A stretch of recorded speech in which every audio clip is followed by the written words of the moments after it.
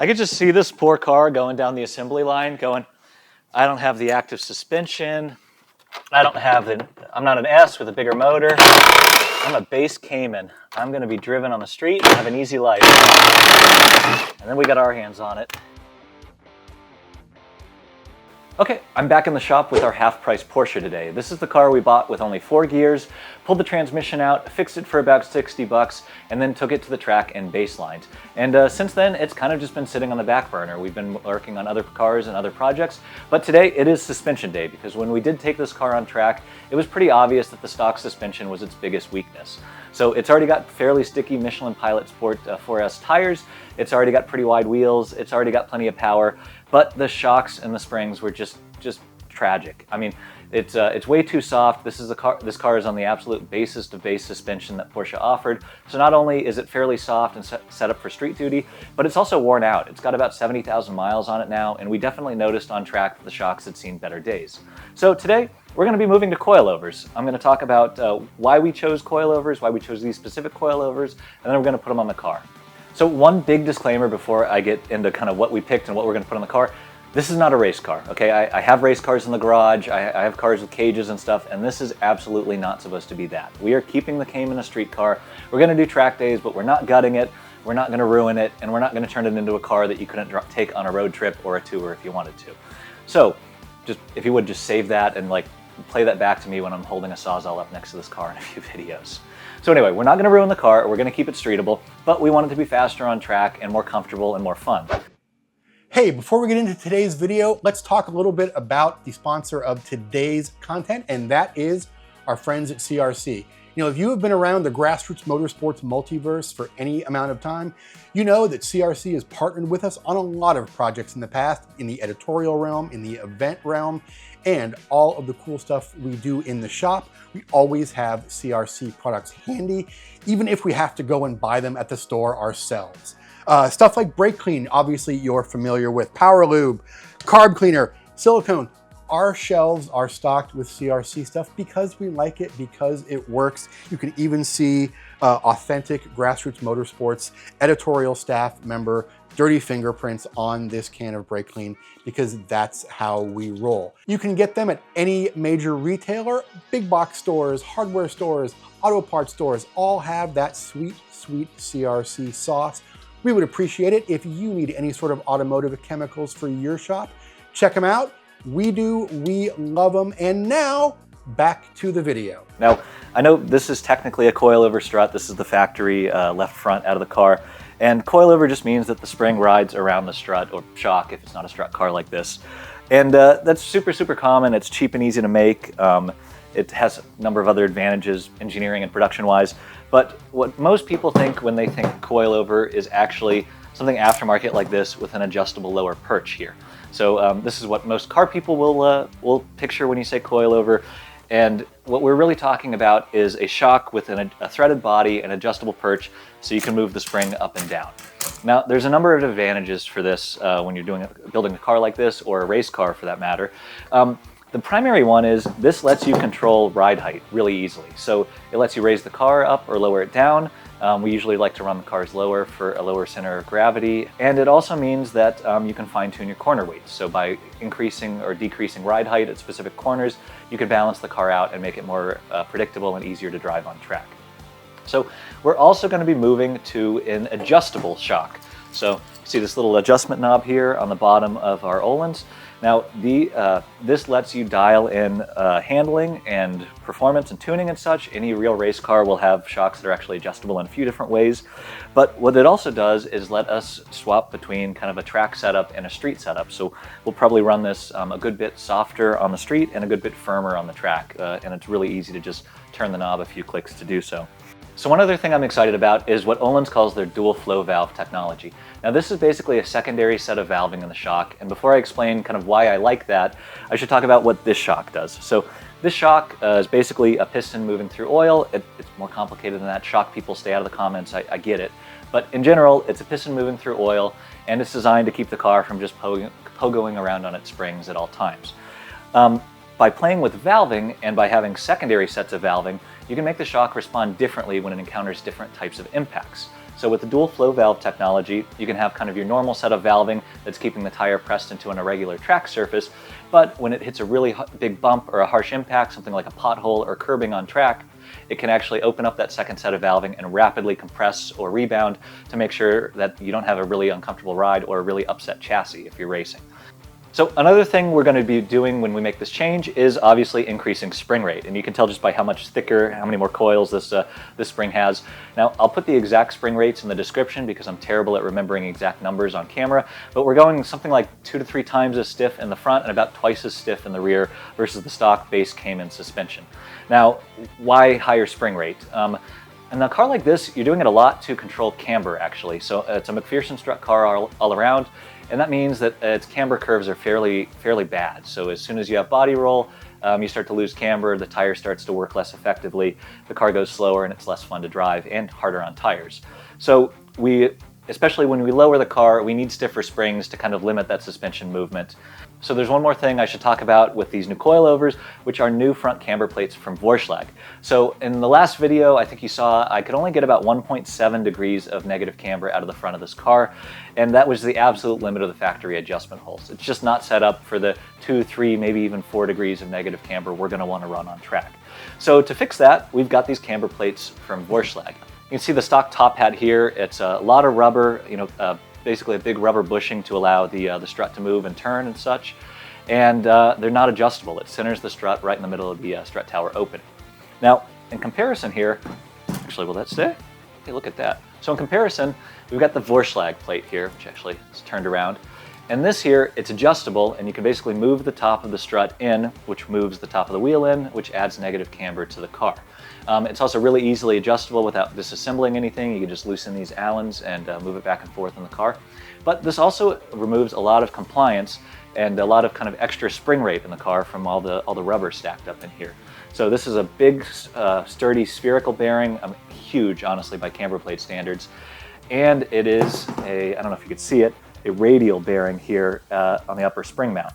So that means that all of that movement that would be just kind of going into mushy rubber without any damping is now going into bearings that don't really have any friction or extra spring rate or anything, which lets you isolate control of movement to the suspension and not to the bushings and everything involved in it. So super excited to put this setup into the car and see how it goes on track. So if you want to take a deeper dive into caster and camber and why we make these changes on track cars, I'll put a link to our GTI video explaining everything in the description. So one thing I need to talk about is price, because obviously this is not cheap. Now, no Porsche parts are cheap, just a disclaimer. I've been shocked at how expensive even really common things are for this car. But this actually is a fairly reasonably priced setup. So this is the Öhlins Road and Track setup, kind of more of their entry-level line or kind of mid-level line of coilovers. But I know these are kind of pricey for a normal car. So I wanted to go into kind of why we chose these, why we were going with this option versus some of the other ones on the market. Big thing is this dual flow valve technology. That's not something that a lot of entry-level shocks have, and it should go a long way to making this car a really good dual-purpose street and track day car. This is also an inverted design. I don't know if you could see just how thick the piston is here. So this whole thing is the piston, and that's because the shock is almost upside down, sort of like a higher-end motorcycle, something like that. And most of the shock hardware actually stays moving with the car and not with the wheel. So this reduces unsprung weight, and it also can increase rigidity and has a number of other benefits for motorsports application. It also means that this the shock shaft is super thick and sturdy and really unlikely to break or have issues. Öhlins also offers a 2-year warranty, and these can be rebuilt and revalved and everything else you'd ever want to do to them, which means that this isn't a set of shocks you're going to buy, use for 6 months or a year, and then outgrow. It's a set of shocks that should be able to stay with you as long as you're campaigning the car. So pretty darn reasonable for a set of coilovers that come complete from a real brand with a warranty and rebuilding services and everything else that comes with buying from something like this versus something on eBay. Now, the camber plates, super reasonably priced. I think Vorshlag gets $500 or $600 for a pair. Killer deal. If you're going to do anything, I'd highly recommend you pair it with Vorshlag camber plates. Okay, with that, I'm going to put together 3 more setups just like this, and we'll put them in the car.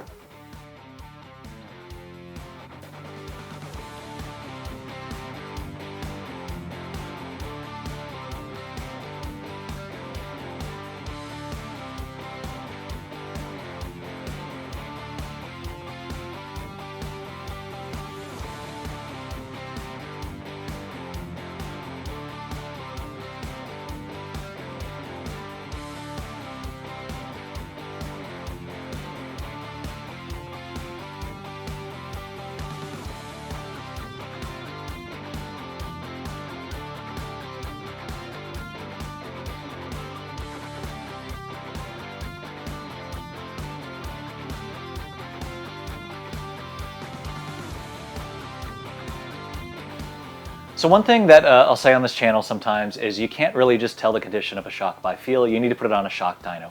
But that's not always true, because when you pull shocks this bad out of your Cayman, it's actually pretty obvious to tell they're bad.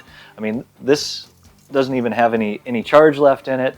You can move it around by hand. It's leaking, it's covered in oil. This is what we call a blown shock. So, you know, it felt like we had some bad shocks on track with our Cayman. We didn't realize just how bad they actually were. So it's super good that we're getting this out of the car and putting some coilovers on instead. Okay, step one to installing Öhlins coilovers on your Cayman is actually pull the stock stuff off. I went ahead and did that off camera because I really don't think you want to watch me swearing at the car for 2 hours. So this is actually going to come loose. We just need a spring compressor to actually get it out of the fender well. Chris, would you mind go grab the spring compressor?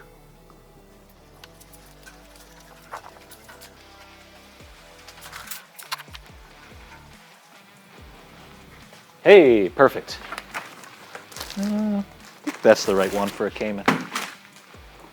And again, do not call me if you try this at home and it explodes and wounds you, okay? This is not a good idea. And I told you right now, don't do it. Beautiful, just hold that, hold it, we're good, hold it. I need another inch, a little more, keep going. Almost there, so close. Big bump, go, again. Right there, got it.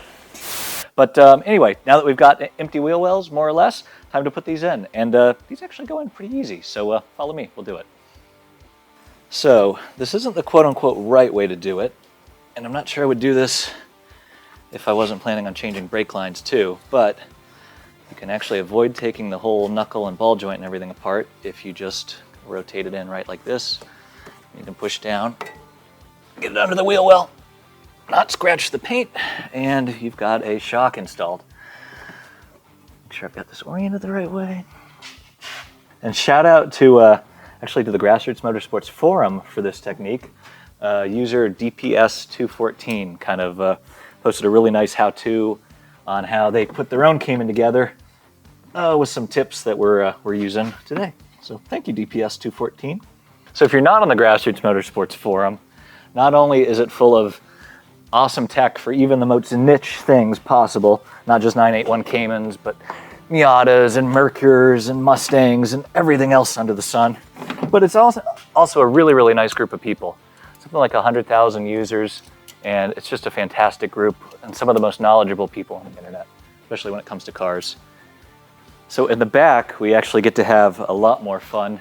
We have to take the top hat back off the coilover, push it up through the strut tower in the rear of the car, and then reassemble it in place. I'll show you what that looks like now. Take this top hat off quick. So the reason we're not popping ball joints and taking more of the suspension apart is every time you pop something apart like that, you risk breaking stuff, you risk stripping bolts, and honestly, it just takes more time. So we're trying to get this car done, get back on track. So we're trying to disassemble as little as possible. And this is also great practice for when we do eventually cut this car up and make a race car. It's always nice to know no shortcuts, know how to be able to do things quickly, even if they're not exactly how the factory service manual says you should do them. So because this is an adjustable spring perch, don't have to use a spring compressor. I could just turn the perch down like this, and that way the spring will be out of our way while we're installing this in the car.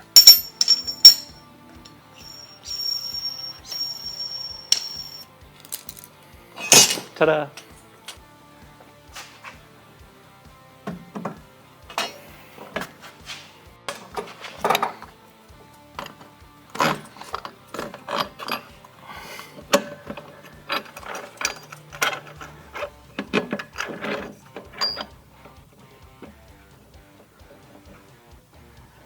Whew, top hat is installed. Just like that, got suspension installed. We're going to put the car down, we'll put the bolt in, tighten up the top, and be ready to align it. So,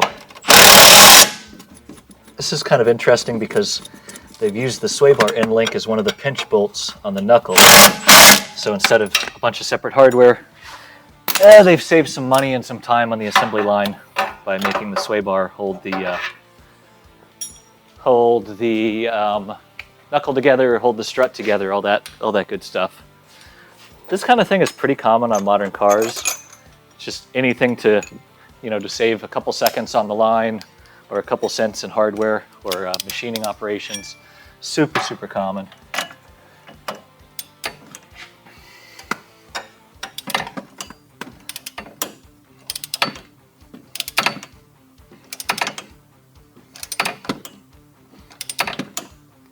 So now we need to figure out ride height, and we're going to go ahead and go with Öhlins' recommendation here, at least to start. We're going to corner weight the car before we go back on track or anything, but hopefully this will at least get us in the ballpark. So Öhlins specs an installed length of 198 millimeters for the spring. So I had my handy dandy tape measure. Just going to go ahead and measure and then adjust it until it measures 198 millimeters. Hopefully that gets us to a decent starting point for ride height. The reason we're not going to put this just all the way down on the ground, go as low as possible, there's a couple reasons. First of all, you start to get into geometry issues with most street cars. When you lower them too far, you start to get things binding or things bottoming out, that sort of thing. And also, you need a minimum amount of ride height to drive around on the street. So in Florida, we don't have inspections, but I know a lot of states have ride height laws and such. 195, 3 millimeters. But yeah, so we're aiming for probably about an inch lower than stock, enough to get the center of gravity a little lower, make the car look a little cooler, but not enough to really ruin its streetability. Coilovers are installed. I just finished putting the last corner together, which means all we need to do now is put the wheels on. So, okay, and wheels are installed. All we need to do now is align and corner weight the car. We'll do that and then take it to the track. But for now, let's put it on the ground and see what it looks like before we go any further. So next step, we didn't just do this for appearances, we did it for lap times. So next time, we're gonna take this back to the track. Our official test track is the Florida International Rally and Motorsport Park, and we're gonna see just how much better and how much faster it is with the proper suspension out of the car. Support brands that support Grassroots Motorsports. Get your chemical solutions from CRC Industries. Visit crcindustries.com to learn more. Want to see more content like this? Make sure to hit that subscribe button and like this video. And for more information, visit us online at grassrootsmotorsports.com.